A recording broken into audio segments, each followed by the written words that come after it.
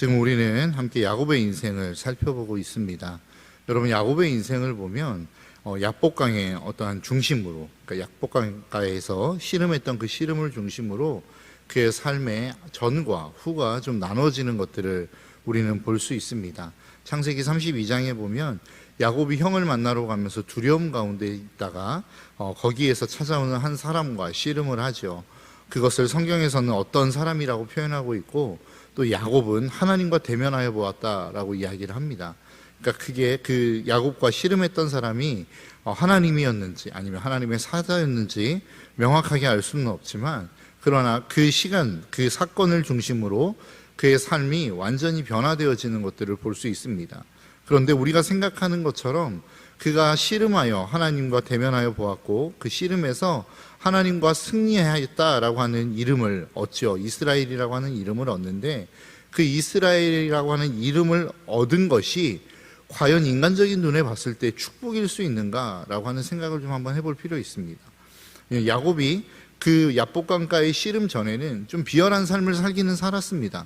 그런데 인간적인 눈에 봤을 때는 결코 잘못됐다라고 생각하는 그 모습이 별로 없었다라고 하는 것이죠. 왜 그렇습니까? 그 전에는, 그렇게 씨름하기 전에는 어떻게 보면 좀 비열한 방법이긴 하지만 장자권도 얻었고 아버지로 하여금 축복을 받기도 하였습니다. 그래서 그 축복권을 얻기도 했죠. 라반의 삼촌의 집으로 도망을 가기는 했지만 거기에서 많은 재산을 얻었고, 또 거기에서 큰 가족을 이루기도 했다라고 하는 것입니다. 그 수많은 것들을 얻고 또 이룬 그 이후에 결국은 야복강에서 씨름을 합니다. 그리고 난 다음에 그 씨름을 하고 난 다음에 어떤 일들이 일어납니까? 물론 에서와 극적인 화해를 하긴 합니다. 그리고 세겜에 정착을 하죠. 그 세겜에 정착을 하고 난 다음에 일어났던 일이 무엇이죠? 자신의 딸인 디나가 세겜 족장에게 강간을 당합니다. 또 야곱의 아들들은 그 세겜의 사람들을, 남자들을 완전히 다 몰살시킬 것처럼 몰살시키는 그러한 일들을 합니다. 또 약탈을 하기도 하죠. 그 일로 말미암아 야곱과 아들들이 갈등을 겪기도 했다라고 하는 것입니다. 그러니까 하나님의 축복이 있었고, 그 하나님의 축복 이후의 삶이 인간의 입장에서 봤을 때, 인간의 눈으로 봤을 때 이게 과연 축복이라고 이야기할 수 있는가라고 하는 일들이 벌어집니다. 그런 일들이 벌어지고 난 다음에 하나님이 야곱에게 하시는 말씀이 오늘 본문의 말씀입니다. 너 다시 베델로 올라가라. 네가 그렇게 하나님 앞에서 예배하기로, 하나님께로 돌아오기로, 그 하나님을 섬기기로 약속했던 베델로 다시 돌아와라 라고 해서 야곱이 그 베델로 올라갑니다. 그리고 거기에서 올라가는 데 있어서 자기만 올라간 것이 아니라 자신의 가족들과 함께 올라가죠. 그런데 그 올라가기 전에 어떤 일들이 벌어집니까? 자신들의 의복을 갈아입고 자신들이 가지고 있었던 이방의 신상들을 다 버리는 일들을 했다라고 하는 것입니다. 참 훌륭한 일들 아닙니까? 그렇게 자신이 가지고 있었던 것들, 하나님 앞에 정결하게 하기 위해서 자신의 의복도 갈아입고 자신이 가지고 있었던 이방의 신상들을 버리는, 우상들을 처분하는 일들이 있었다라고 하는 것이죠. 그리고 거기에서 하나님을 만납니다. 그게 9절부터의 말씀인데요, 9절의 말씀에 이렇게 말씀합니다. 야곱이 밧단 아람에서 돌아오매 하나님이 다시 야곱에게 나타나사 그에게 복을 주셨다라고 말씀합니다. 그런데 그 복의 내용이 무엇입니까? 10절의 후반절의 말씀에 이스라엘이 내 이름이 되리라 하시고 라고 이야기합니다. 그러니까 가장 먼저 하나님이 전에도 야복강가에서 씨름할 때에도 하나님이 야곱에게 하셨던 약속, 그 축복이 무엇이었습니까? 바로 이름을 바꿔주셨던 것입니다. 오늘도 동일하게 그의 이름을 바꾸어주고 계시더라 라고 하는 것이죠. 오늘 본문 1절의 10절의 말씀에서 이스라엘이 내 이름이 되리라 하시고 그가 그의 이름을 이스라엘이라 부르셨다라고 이야기합니다. 그리고 난 다음에 하시는 말씀이 무엇입니까? 그렇게 이름이 바뀌어진 인생, 그렇게 그 하나님 앞에서 정체성이 바뀌어진 인생, 그들에게 주시는 하나님의 축복이 무엇이냐? 오늘 본문 11절입니다. 하나님이 그에게 이르시되 나는 전능한 하나님이라 생육하며 번성하라. 한 백성과 한 백성의 총회가 내게서 나오고 왕들이 내 허리에서 나오리라. 그러니까 여기서 하나님이 먼저 축복하시겠다라고 말씀하셨던 게 무엇입니까? 생육하며 번성하라. 많이 보셨던 말씀 아닙니까? 창세기에 나오는 말씀이죠. 그리고 하나님이 노아와 그 가족들을 구원하시고 이 땅의 모든 인류를 이 땅 가운데 홍수로 쓸어버리시고 난 다음에 노아에게 주셨던 말씀입니다. 너는 생육하고 번성해라. 여기서 이야기하는 생육이라고 하는 것이 무엇이냐면 원어로 이야기하자면 열매 맺다라고 하는 의미를 가지고 있습니다. 그리고 번성하다라고 하는 의미는 많아지다, 그리고 커지다라고 하는 의미를 가지고 있어요. 그러니까 하나님께서 하나님의 백성을 부르시면서 가장 첫 번째로 하셨던 약속의 말씀, 복의 내용이 무엇이냐면 너는 많은 열매를 맺으라는 것입니다. 그리고 거기에서 많이 커져라, 많이 많아져라, 너의 자손들이 많아질 것이다 라고 하는 약속입니다. 여러분, 약속, 하나님께서 말씀하시는 열매라고 하는 것, 우리가 잘 알고 있는 것처럼 갈라디아서 5장 22절에서 말씀하는 성령의 9가지의 열매는 무엇입니까? 바로 성품의 열매입니다. 우리는 열매하면 많은 환경적인 것들, 보여지는 것들을 이야기하는 경우, 그리고 떠올리는 경우들이 참 많지만 결국 성령이 이야기하는, 성경이 이야기하고 있는 열매는 우리의 성품적인 이야기라는 것입니다. 그러니까 우리가 날마다 하나님께로 가까이 가고 하나님께로 복을 받았다라고 하는 것은 우리의 성품이 점점점 예수 그리스도를 닮아가고 있다라고 하는 것을 의미하는 것이죠. 그리고 번성한다라고 하는 것은 그렇게 예수 그리스도의 성품을 닮은 사람들이 내 삶을 통하여 점점점 많아져 가고 있다라고 하는 것을 의미한다라는 것입니다. 여러분들의 마음이, 여러분들의 성품이 주님을 닮아가고 계십니까? 여러분, 이것이 복인 줄 믿으시기 바랍니다. 여러분, 우리에게 있어서 가장 큰 복은 주님을 닮아가는 것입니다. 그분의 성품을 닮아가는 것이고 그분의 인격을 닮아가는 것입니다. 내가 많은 것들, 하나님 앞에서 복이라고 이야기하는 것들, 그 복을 생각할 때에 어떠한 세상에 보이는 것들, 물질적인 개념을 생각하기 시작하면 사실 우리는 복을 받지 못했다라고 생각할 가능성이 높습니다. 주일의 말씀도 마찬가지 아닙니까? 솔로몬이 왕궁을 지었어요. 그리고 성전을 지었어요. 그것들을 짓기 위해서 20년이라고 하는 시간들을 흘려보냈단 말입니다. 그런데 그 시간 가운데 자신의 아들 르호보암이라고 하는 사람을 한 사람 제대로 세우지 못했어요. 그러다 보니까 어떤 일이 벌어집니까? 나라가 반으로 갈라지게 되어지고 끊임없는 갈등의 역사를 보게 되었다라고 하는 것이 주일 우리에게 주셨던 말씀 아닙니까?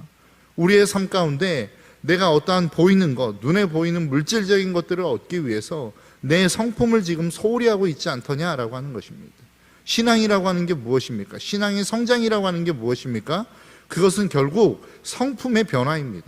성품이 예수 그리스도를 닮아가는 것이고 인격이 예수 그리스도를 닮아가는 것이고, 그렇게 내 주변에 있는 사람들이 그 주님의 인격을 동일하게 닮아가는 것, 이게 신앙이고 이게 전도라는 것이죠. 저와 여러분들의 삶 가운데 이 놀라운 축복이 가득히 넘쳐나시기를 주님의 이름으로 축복합니다. 또 약속하는 약속이 무엇입니까? 한 백성과 백성들의 총회가 내게서 나올 것이다. 왕이 내 허리에서 나올 것이다. 이게 하나님이 지금 야곱에게 다시 약속하고 있는 약속의 내용입니다.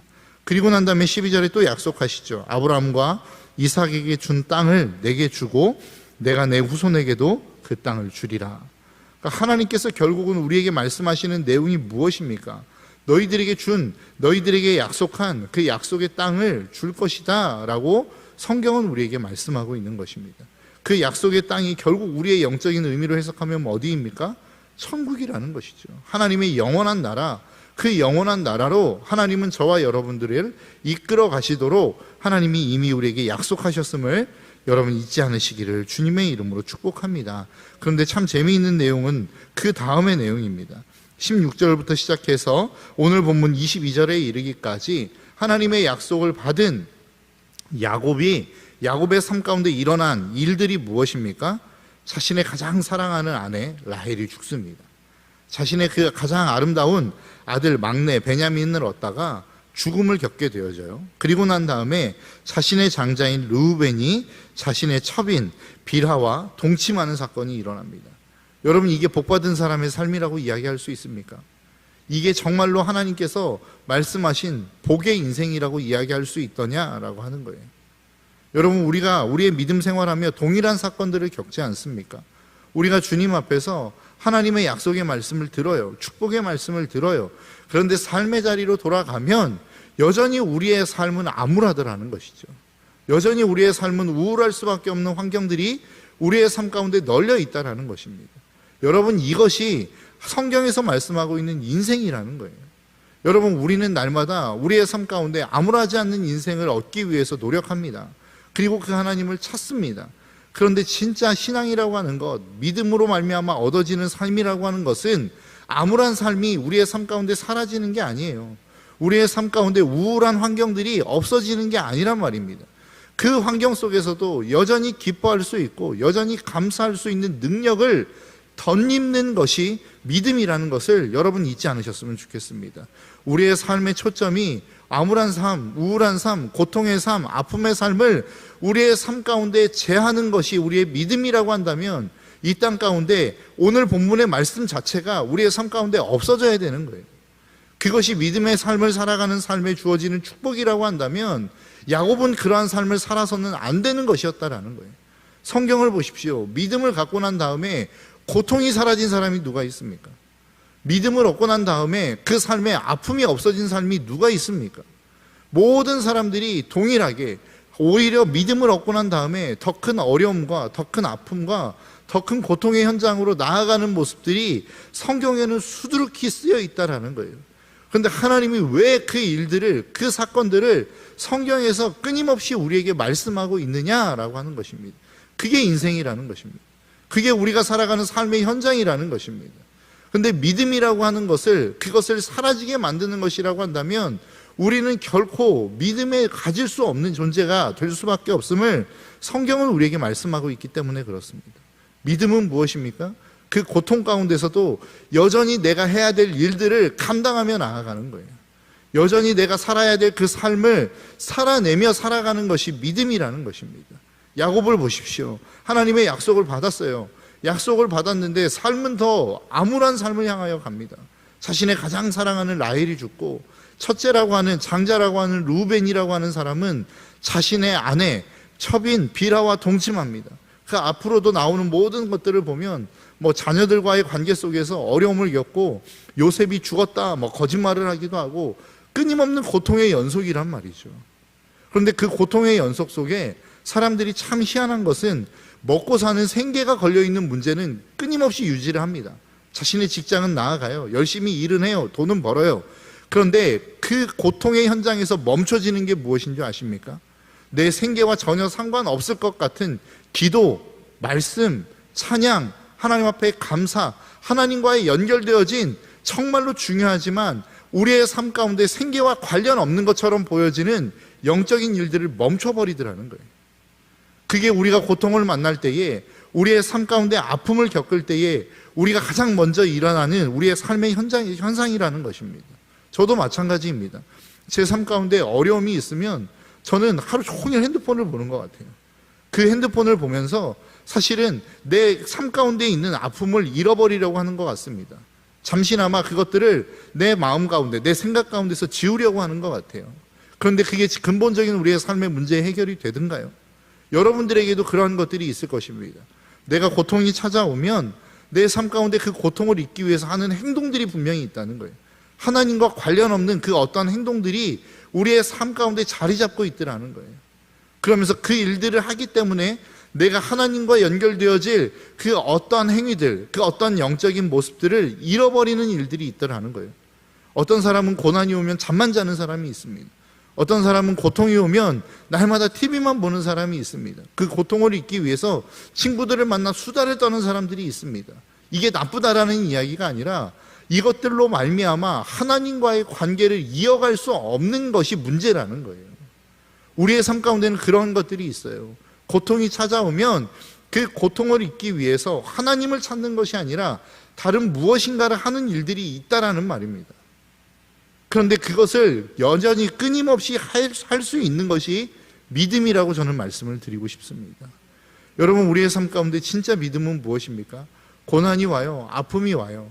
그 아픔 속에서 여전히 하나님을 찬양할 수 있는 것, 여전히 하나님을 예배할 수 있는 것, 내 생계와 전혀 상관없지만 그럼에도 불구하고 하나님과의 관계를 연결시키기 위하여 말씀을 읽고 기도하는 것, 이게 정말로 믿음이라는 것이죠. 고난이 찾아오면 여러분, 이거 쉽지 않습니다. 고난 속에서 하나님이 우리를 부르신다라고 말씀하죠. 그래서 우리는 예배하고 찬양하고 기도해야 된다라고 이야기합니다. 그런데 사실 우리의 고난이 딱 닥쳐오면, 우리의 삶 가운데 어려움이 닥쳐오면, 사람과의 관계에서의 어려움, 물질의 어려움, 건강의 어려움이 우리의 삶에 찾아오면 사실 하나님 앞에 엎드리고 무릎 꿇는 게 쉽지 않다라는 거예요. 그런데 그렇게 하는 것이 믿음이라는 것입니다. 오늘 본문에서 말씀하는 게 무엇입니까? 야곱을 하나님이 축복하셨어요. 그럼에도 불구하고 그의 인생 가운데 벌어지는 사건들을 보면 사실은 축복받은 인생 같지 않은 인생을 그는 살아가더라는 것이죠. 그런데 그의 이름의 정체성, 그의 이름이 야곱에서 이스라엘로 바뀐 다음에 그의 인생 가운데 일어난 변화는 무엇인 줄 아십니까? 그럼에도 불구하고 하나님을 찾더라는 겁니다. 그게 하나님으로 말미암아 얻어진 축복의 가장 근본적인 모습이라는 사실을 저와 여러분들이 잊지 않으시기를 주님의 이름으로 축복합니다. 여러분, 우리의 인생 속에 날마다 그 하나님을 찾으며 그 하나님을 바라보며 그 하나님의 얼굴을 구하며 나아가는 저와 여러분들의 삶이 되시기를 주님의 이름으로 축복합니다. 그런데 여러분, 참 재밌는 게 무엇인 줄 아십니까? 1절의 말씀에서 하나님이 그에게 제단을 쌓으라고 말씀하시죠. 그런데 10절의 말씀에서 하나님은 그를 축복하십니다. 12절에 걸쳐서 하나님께서 그를 축복하시더라는 것이죠. 그리고 난 다음에 했던 일이 무엇인 줄 아십니까? 13절에 야곱이 하나님이 자기와 말씀하시던 곳에 기둥, 곧 돌기둥을 세우고 그 위에 전제, 물을 붓고 또 그 위에 기름을 붓고 하나님이 자기와 말씀하시던 곳의 이름을 베델이라 불렀더라. 우리가 생각하는 순서와 좀 다르지 않습니까? 우리는 하나님 앞에 예배드리면 하나님이 우리를 축복하실 거라고 생각합니다. 하나님도 마찬가지였죠. 야곱을 부르셨어요. 제단을 쌓으라고 말씀하셨어요. 그런데 오늘 본문의 순서를 보니까 야곱이 제단을 쌓기 이전에 먼저 하나님이 축복하셨습니다. 그리고 난 다음에 그가 제단을 쌓았어요. 여러분, 우리의 삶도 마찬가지입니다. 우리가 예배를 드려야 하나님의 축복을 받는다고 생각하죠. 아닙니다. 하나님은 이미 우리에게 예배의 자리로 우리를 초청하시는 순간 우리에게 복을 주시기로 결정하신 겁니다. 하나님이 우리에게 그 복을 주시기로 결정하신 거라고요. 그래서 이 복은 결국은 우리의 삶 가운데 하나님이 주시기로 이미 작정하신 거예요. 예배는 무엇입니까? 내가 그 복을 받았음을 깨닫는 시간인 것입니다. 내가 그 복을 누리고 있음을 깨닫는 시간인 거라고요. 예배를 드렸기 때문에 복을 받는 게 아니라 예배를 드리는 가운데 하나님이 나에게 주신 복이 무엇인지를 비로소 깨달을 수 있는 시간이 예배의 시간인 것입니다. 여러분, 저와 여러분들의 삶 가운데 하나님은 이미 우리에게 복을 주셨습니다. 그리고 그 복을 이미 우리는 누리고 있어요. 우리는 그것을 놓치고 있을 뿐입니다. 그리고 그 복을 우리가 깨닫게 하시기 위해서 하나님은 우리를 예배의 자리로 초청하는 것이고, 그 하나님이 우리를 얼마나 사랑하시는지를 알려주시기 위해서 이 예배의 자리로 저와 여러분들을 초청하고 계시는 것입니다. 여러분, 날마다 이 예배의 자리에서 그 하나님의 복을 깨닫는 시간이 되시기를 주님의 이름으로 축복합니다. 그리고 그 복을 날마다 여러분들의 삶의 자리 가운데서 누리며 나아가시는 저와 여러분들의 삶이 되시기를 주님의 이름으로 축복합니다. 기도하겠습니다. 하나님,